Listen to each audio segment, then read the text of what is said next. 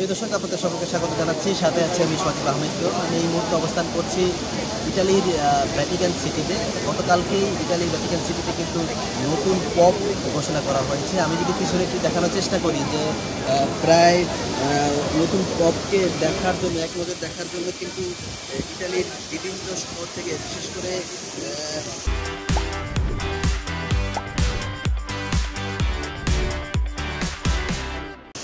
এই ভ্যাটিকান সিটিতে তার ভক্ত অনুসারীরা কিন্তু উপস্থিত হয়েছে তারা এক নজর দেখার জন্য। আমি একটু করার চেষ্টা করি। আসলে বিশ্বজুড়ে ক্যাথলিক চার্চের 140 কোটি অনুসারীদের নেতা হিসাবে এই প্রথমবারের মতো আমেরিকান নতুন পপ বেছে নিয়েছে ভ্যাটিকান সিটি।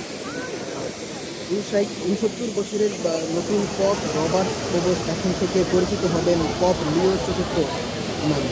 তিনি বহু বছর দেরিতে মিশনারি হিসেবে কাজ করেছেন এবং পরে সেখানে আত্মবিষ্কৃত হন।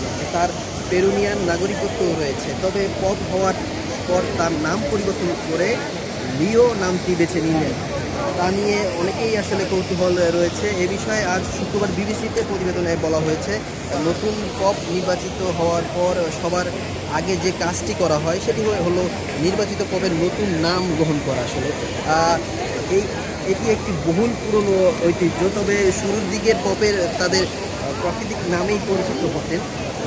পপদের নাম পরিবর্তনের অতি প্রায় 500 বছর আগে রচনা করা হয়েছিল। আমি আরেকটু আপনাদেরকে বলার চেষ্টা করি। এখানে কিন্তু অনেক ভক্ত অনুরাগীরা কিন্তু বিভিন্ন দেশ থেকে আসতে শুরু করেছেন। তারা এক নজর এই পপকে দেখার জন্য ভ্যাটিকান সিটিতে কিন্তু ভিড় করছেন এবং আমি আসলে ঢোকার সময় দেখতে পেয়েছি কিন্তু প্রচণ্ড নিরাপত্তা, অনেক পর্যাপ্ত নিরাপত্তা আসলে এখানে মোতায়েন করা হয়েছে যাতে কোনো ধরনের অপ্রীতিকর ঘটনা যাতে না ঘটে। তো এই ছিল সর্বশেষ ইটালির ভ্যাটিকান সিটি থেকে